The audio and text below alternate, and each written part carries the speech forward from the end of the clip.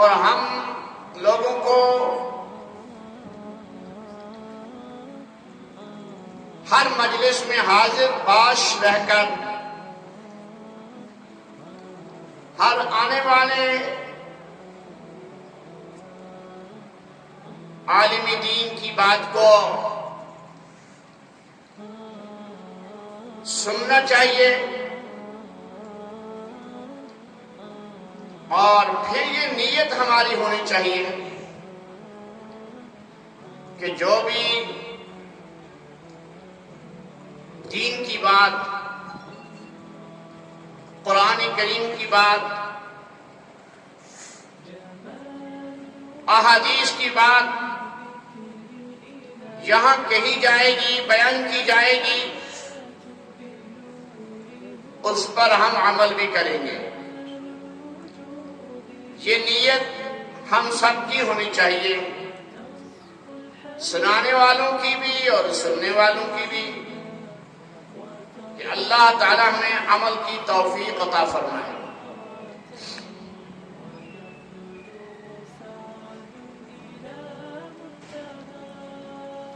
قرآن عظیم کی ایک آیت مبارکہ جو سورۃ آل عمران کی آیت ہے، یہ آیت مبارکہ میں نے آپ کے سامنے تلاوت کی، اور حضرت نبی اکرم صلی اللہ علیہ وسلم کے ارشادات عالیہ میں سے ایک نہایت اعلیٰ ترین ارشاد بھی سنایا۔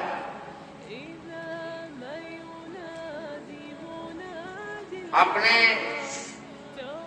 مخلص علماء کرام سے اور آپ حضرات سے گزارش کرتا ہوں کہ دعا کرتے رہیں اللہ تعالی مختصر وقفے میں اس آیت مبارکہ اور حدیث مبارکہ کی روشنی میں مقصد کی بات کرنے کی توفیق عطا فرمائے۔ دوستو، یہ پوری کائنات اللہ وحدہ لا شریک کی پیدا کی ہوئی ہے۔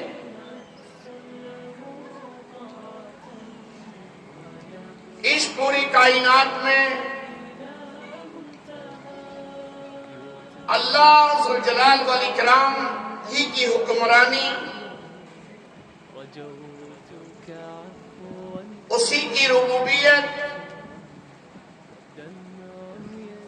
اسی کی الوہیت ہے، اور کائنات کی ہر ایک چیز اسی کی تسبیح بیان کرتی ہے، اسی کی پاکیزگی بیان کرتی ہے۔ قرآن کریم نے ایک جگہ ارشاد فرمایا، أَلَمْ تَرَ أَنَّ اللَّهَ يَسْجُدُ لَهُ مَنْ فِي السَّمَاوَاتِ وَالْأَرْضِ وَالطَّيْرُ صَافَّاتٍ كُلٌّ قَدْ عَلِمَ صَلَاتَهُ وَتَسْبِيحَهُ۔ کیا آپ دیکھتے نہیں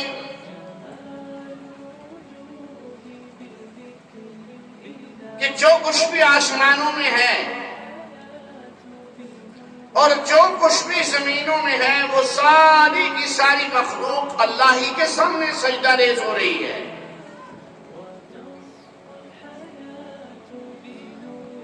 اور اڑنے والے پرندے بھی اللہ ہی کے سامنے سجدہ ریز ہو رہے ہیں۔ کائنات کی ہر چھوٹی سی چھوٹی چیز اور بڑی سی بڑی چیز نے اپنی نماز اور اپنی تسبیح کو بخوبی جان رکھا ہے۔ کل قد علم صلاته وتسبیحه۔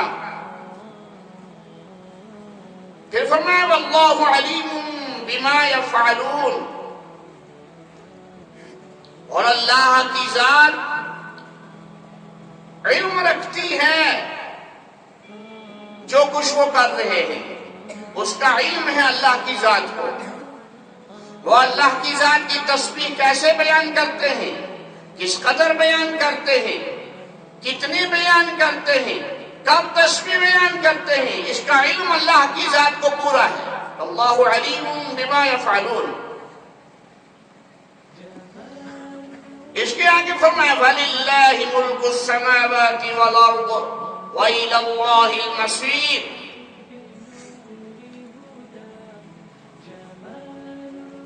وَلِلَّهِ مُلْكُ السَّمَاوَاتِ وَالْأَرْضِ، اور اللہ ہی کی بادشاہت ہے آسمانوں میں اور زمینوں میں۔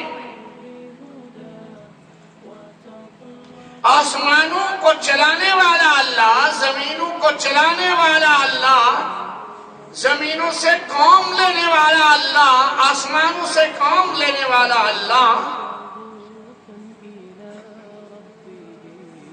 وَإِلَى اللَّهِ الْمَصِيرُ، ایک دن آئے گا یہ ساری کی ساری چیزیں ختم ہو جائیں گی، یہ ساری کی ساری چیزیں فنا ہو جائیں گی، اور کائنات کی ہر چیز کو اللہ ہی کی طرف لوٹ کر جانا ہے۔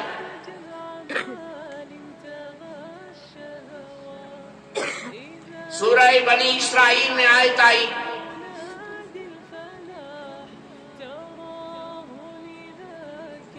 تسبح له السماوات والارض ومن فيهن،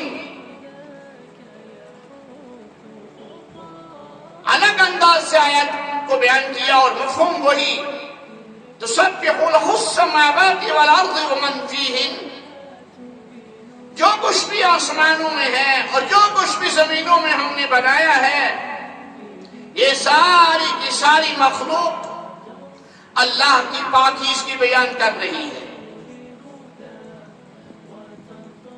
وَإِن مِّن شَيْءٍ إِلَّا يُسَبِّحُ بِحَمْدِهِ،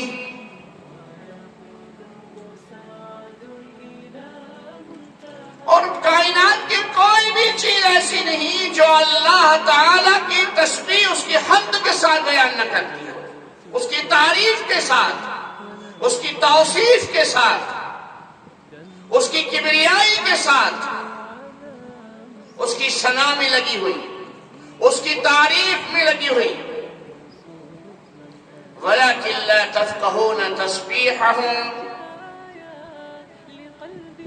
فرمایا کہ تم ان کی تسبیح بیان کرنے کو سمجھ نہیں سکو گے۔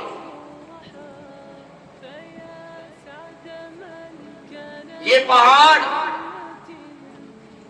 آپ نے جگہ تسبیح بیان کر رہے ہیں، دریا تسبیحات میں لگے ہوئے ہیں، یہ اونچے اونچے درخت تسبیحات میں لگے ہوئے ہیں۔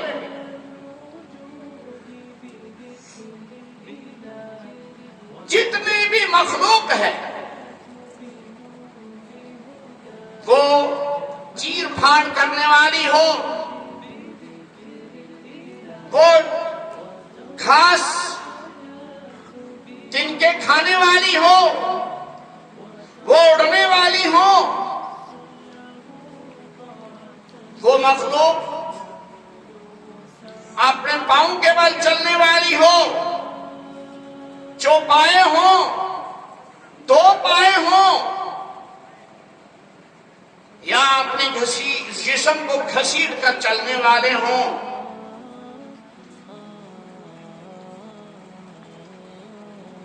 یہ ساری کی ساری چیزیں اللہ کی تسبیح بیان کرتے ہیں، لیکن اے انسان تو اللہ کی تسبیح کو سمجھ نہیں سکتا، ان کی تسبیح کو سمجھ نہیں سکتا، یہ کیسے اللہ کی پاکی اس کی بیان کر رہے ہیں۔ وَلَكِن لَّا تَفْقَهُونَ تَسْبِيحَهُمْ، فرمایا إِنَّهُ كَانَ حَلِيمًا غَفُورًا۔ اس میں تو کوئی شک کی بات ہی نہیں ہے کہ اللہ تعالی حلیم بھی ہیں، بردبار بھی ہیں، غفور درگزر کرنے والے بھی ہیں۔ اگر تسبیح میں اس وظیفے میں کمی رہی تو اللہ حلیم ہے، اس وظیفے کو کوئی انجام نہیں دے رہا ہے تو اللہ غفور ہے۔ إِنَّهُ كَانَ حَلِيمًا غَفُورًا۔ جب ہم طالب علمی کے زمانے میں حضرت الاستاذ العلامۃ الزمان حافظ محمد چراغ صاحب نصیر القاسمی نور اللہ مرقدہ کے پاس پڑھا کرتے تھے تو عجیب نکتے قرآن مجید کی آیات کے بیان فرمایا کرتے تھے، عجیب نکتے۔ حضرت حافظ صاحب رحمت اللہ علیہ کی بات آ گئی، بعض لوگ ان کو صرف بزرگ سمجھتے ہیں، بعض لوگ ان کو صرف ایک منجے ہوئے سائنسداں سمجھتے ہیں، اور بعض لوگ ان کو ایک مدرسے کا محتمم منتظم اعلیٰ سمجھتے ہیں۔ لیکن یہ کہنا پڑے گا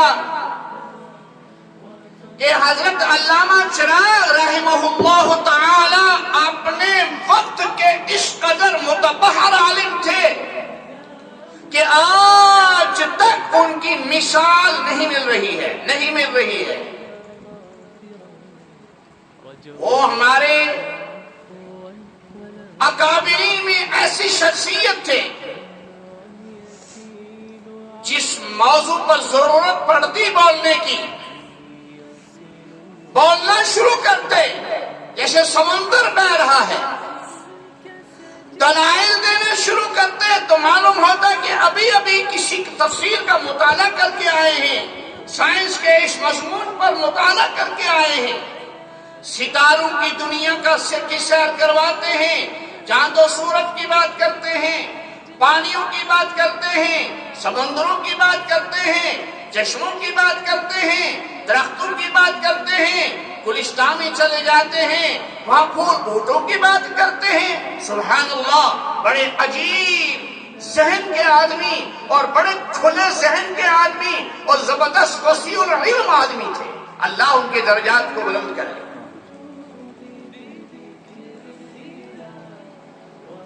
جامعہ اسلامیہ انوار العلوم تنگی پورا کے بانی مبانی اور اس کے چلانے والے اس وقت کشمیر کے اندر مدارس کا فقدان تھا، قحط تھا، لیکن یہ مدرسہ الحمدللہ علامہ چراغ رحمہ اللہ نے قائم فرما کر اسلامیہ نے کشمیر کے اوپر احسان عظیم کیا ہے۔ تو وہ فرماتے تھے، یہ نقطہ بیچ میں بات آ گئی، یہ وہ فرمایا کرتے تھے کہ جو بھی آیت آپ لے لو، اس آیت کا آخری جملہ، اس آیت کا آخری کلمہ جو ہے، اس کلمے کے اندر آیت کے تمام معانی اور مطالب جمع ہو جاتے ہیں۔ جیسے کہیں آیا وَكَانَ اللَّهُ عَلِيمًا حَكِيمًا وَكَانَ اللَّهُ بِمَا تَعْمَلُونَ بَصِيرًا وَاللَّهُ عَلَى كُلِّ شَيْءٍ شَهِيدٌ۔ تو ایسے جملوں کے اندر آیت کے تمام مفاہیم اور مطالب جمع ہو جاتے تھے، اور وہ تھے بہت بڑے مفسر، شیخ التفسیر مولانا احمد علی لاہوری رحمت اللہ علیہ کے معینات شاگرد، سید اللہ شاہ بخاری رحمت اللہ علیہ کے شاگرد، شیخ القرآن، شیخ الحدیث تو بہت ہیں اور شیخ التفسیر بھی بہت، لیکن شیخ القرآن کا لفظ ہم نے بہت کم سنا اور وہ انہی کی زبان سے سنا، ان کے بعد آج تک کسی صاحب سے نہیں سنا شیخ القرآن۔ تو شیخ القرآن جو مولانا غلام اللہ خان صاحب رحمہ اللہ تعالی، ان سے تفسیر پڑھے ہوئے۔ تو بہرحال وہ فرماتے تھے کہ آیت کے جملہ مفاہیم اور مطالب آیت کے آخری جملے کے اندر سموئے ہوئے ہوتے ہیں، جمع ہوتے ہیں۔ یہاں بھی کہا انہو کان حلیما غفورا، اللہ تعالیٰ تو بڑے بردبار ہیں، جلدی سزا نہیں دیتے، جلدی پکڑ نہیں کرتے، حلیم ہیں، غفور بھی ہیں، بہت زیادہ درگزر کرنے والے. اس کی غفاریت کا عالم جو ہے، اس کا مخلوق اس کا احاطہ نہیں کر سکتی، مخلوق اس کا مقابلہ نہیں کر سکتی. صفات الہیہ، بعض صفات الہیہ اللہ تعالیٰ نے مخلوق کے اندر بھی وضعیت فرمائے ہیں. جیسے مالک اللہ کی صفت ہے، تو انسانوں کو بھی مالک بنایا. بعض اشیاء کا، بعض چیزوں کا. رازق اللہ ہے، رزاق اللہ ہے، تو انسانوں کو بھی یہ صفت عطا فرما دی. رحمان اللہ ہے، تو انسانوں کے دل کے اندر بھی رحم کا جذبہ وضعیت فرما دیا. جتنی بھی صفات ہیں، ان صفات کا پرتاؤ اللہ نے اپنے بندوں کے اندر رکھا ہوا، عکس اپنے بندوں میں رکھا ہوا. لیکن یہ یاد رکھیے گا کہ بندے اللہ کی صفات کا مقابلہ نہیں کر سکتے. تو عرض کرنے کا مقصد یہ نکلا، مطلب یہ نکلا کہ کائنات کی ہر چیز اللہ ذوالجلال والاکرام کو پہچانتی بھی ہے، اور کائنات کی ہر چیز اللہ ذوالجلال والاکرام کے سامنے سجدہ ریز بھی ہوتی ہے، اور کائنات کی ہر چیز اللہ کے تسبیح، تقدیس اور پاکیزگی اور اس کی حمد بھی بیان کرتی ہے. لیکن انسان سمجھتا نہیں ہے. وَلَكِنْ لَا تَفْقَهُونَ تَسْبِيحَهُمْ.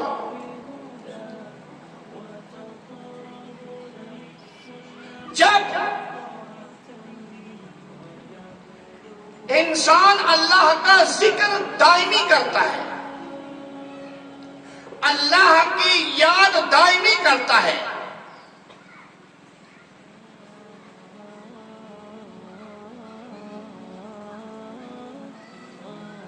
اللہ کا نام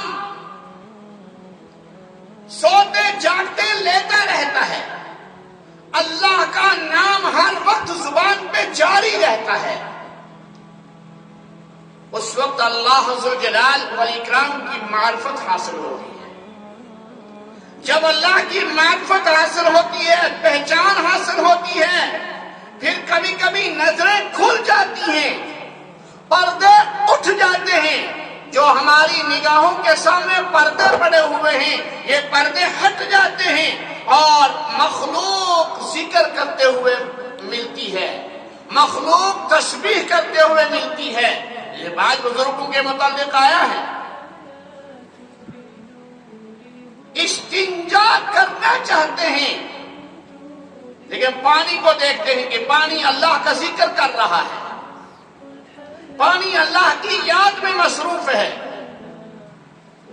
اور علماء ربانیین نے لکھا کہ یہ بھی اللہ کا کرم ہے کہ انسان کو مخلوق کی تسبیح کی فقاہت حاصل نہیں ہوئی، سمجھ حاصل نہیں ہوئی، ورنہ مخلوق کی چیزوں کو انسان کے لیے استعمال کرنا، خاص کر کے عارف ربانی کے لیے استعمال کرنا بڑا مشکل ہوتا.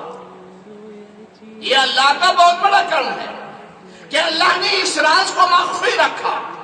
لیکن ہے حقیقت کہ کائنات کی ہر چیز اللہ کی گواہی بھی دے رہی ہے، اللہ ذوالجلال والاکرام کی الوہیت اور ربوبیت کو بھی بیان کر رہی ہے، اور اللہ کی تسبیح اور تقدیس بھی بیان کر رہی ہے. قرآن کریم کے اندر بہت ساری آیات ہیں جن آیات سے یہ معنی نکلتا ہے کہ کائنات کی ہر ایک چیز اللہ کی ذات کے ساتھ محبت بھی کرتی ہے. سورہ بقرہ کے اندر آیا وَمِنَ النَّاسِ مَن يَتَّخِذُ مِن دُونِ اللَّهِ اندادا یحبونہم کحب اللہ والذین آمنوا اشد حبا للہ. لوگوں میں ایک جماعت ایسی ہے، ایک گروہ ایسا ہے، من یتخذ من دون اللہ اندادا، جو اللہ کو چھوڑ کر، اللہ کو بھول کر بہت سارے شریک، بہت سارے سہیم، بہت سارے حصے دار خدائیت میں، الوہیت میں، ربوبیت میں حصے دار بنا کر رکھے ہوئے ہیں، بہت سارے شریک بنا کر رکھے ہوئے ہیں. وَمِنَ النَّاسِ مَن يَتَّخِذُ مِن دُونِ اللَّهِ أَندَادًا، اور وہ ایسا کیوں کر رہے ہیں؟ یحبونہم کحب اللہ، وہ اس غیر اللہ سے ایسی محبت کرتے ہیں، اس قدر چاہتے ہیں، اس قدر محبت بیٹھی ہوئی ہے ان کے دلوں میں غیر اللہ کی، جیسے اللہ کی محبت انسان کو ہونی چاہیے، جیسی محبت اللہ کے ساتھ ہونی چاہیے، ایسی ہی محبت وہ غیر اللہ کے ساتھ کر رہے ہیں. والذین آمنوا اشد حبا للہ، اور با ایمان لوگ، ایمان والے لوگ، اللہ کو ماننے والے لوگ، وحدہ لا شریک تسلیم کرنے والے لوگ، اللہ کی معرفت رکھنے والے لوگ، اشد حبا للہ، ان کو سب سے زیادہ محبت اپنے دل میں اللہ کی ہوتی ہے. یہ محبت کیا چیز ہے اور اللہ کی ذات کے ساتھ محبت کیسی ہونی چاہیے، اس چیز کو علامہ چراغ رحمہ اللہ ایک مثال دے کر سمجھایا کرتے تھے. مجھے یاد آ گیا، انسانی رشتے کے اندر 4 خواتین ہیں، 4 عورتیں ہیں انسانی رشتے کے اندر. ایک ہے ماں، ہے بیٹی، بہن اور بیوی.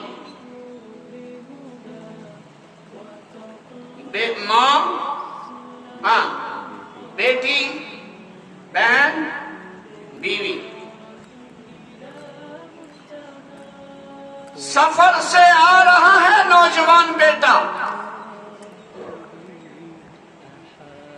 سفر سے آ رہا ہے نوجوان بیٹا، اس نے دروازہ کھٹکھٹایا،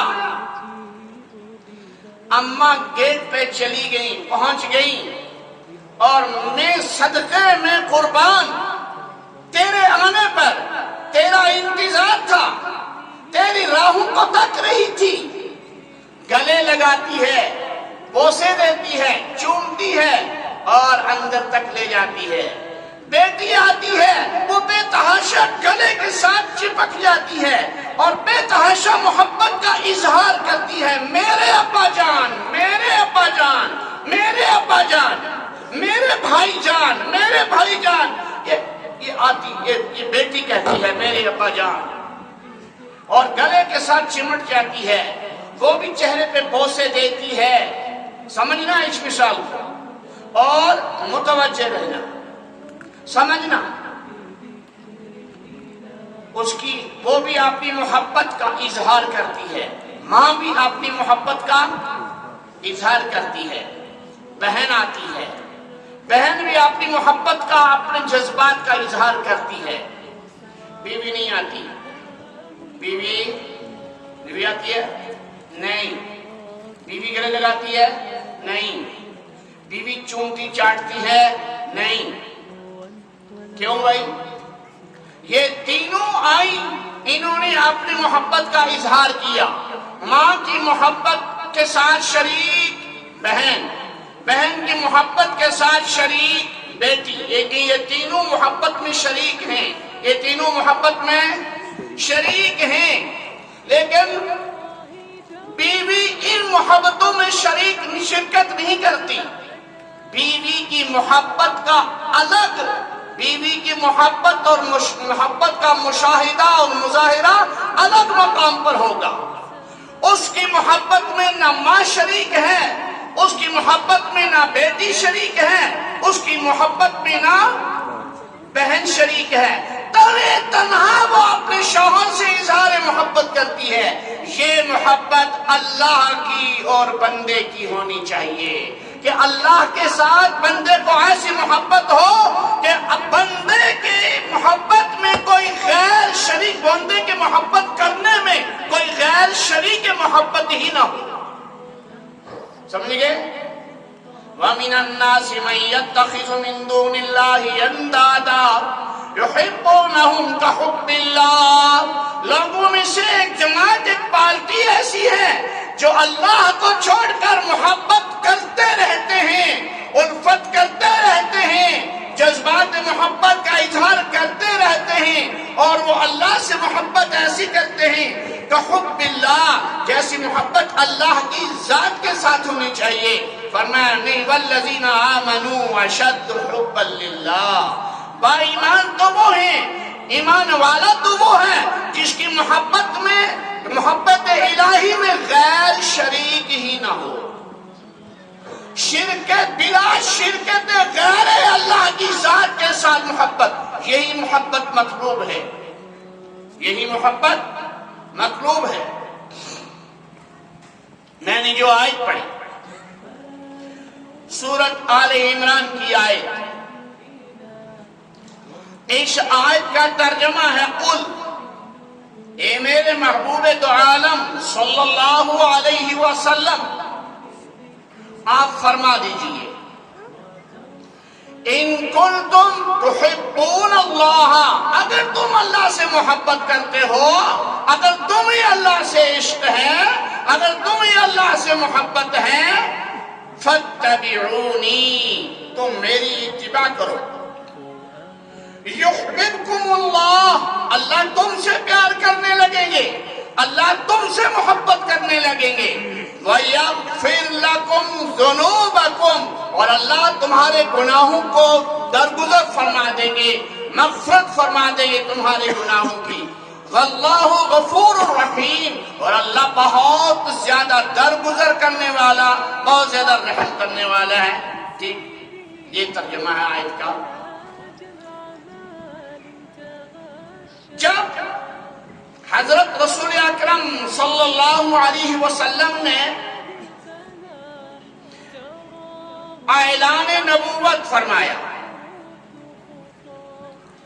اور اللہ ذوالجلال والاکرام کی محبت، اللہ کے ساتھ تعلق، اللہ کے ساتھ انسیت اور اللہ ذوالجلال والاکرام کے ساتھ تعلق کرنے کے لیے حکم دیا، اللہ کے ساتھ جڑنے اور جڑانے کی محنت شروع کی،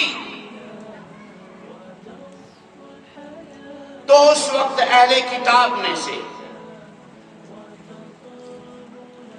یہودی بھی اور نصارہ بھی کہنے لگے کہ جو محبت ہمیں اللہ کی ذات کے ساتھ ہے اس میں کوئی شریک نہیں، ہمیں اللہ کی ذات کے ساتھ بہت زیادہ محبت ہے، ہمیں اللہ کی ذات کے ساتھ بہت زیادہ تعلق ہے، محمد صلی اللہ علیہ وسلم اور ان کی جماعت کو اللہ کی ذات کے ساتھ اتنا تعلق نہیں ہو سکتا۔ ایک جگہ یہودیوں نے کہا وَقَالَتِ الْيَهُودُ وَالنَّصَارَى نَحْنُ أَبْنَاءُ اللَّهِ وَأَحِبَّاؤُهُ، یہودیوں کا قول بھی اور نصارہ کا قول بھی کہ نحن ابناء اللہ واحباؤہ، ہم ہی تو اللہ کی اولادیں ہیں، اللہ کے بیٹے ہیں، واحباؤہ اور اس کے چہیتے ہیں، اللہ ہمیں ہی چاہتا ہے، اللہ ہم سے ہی پیار و محبت کرتا ہے۔ اور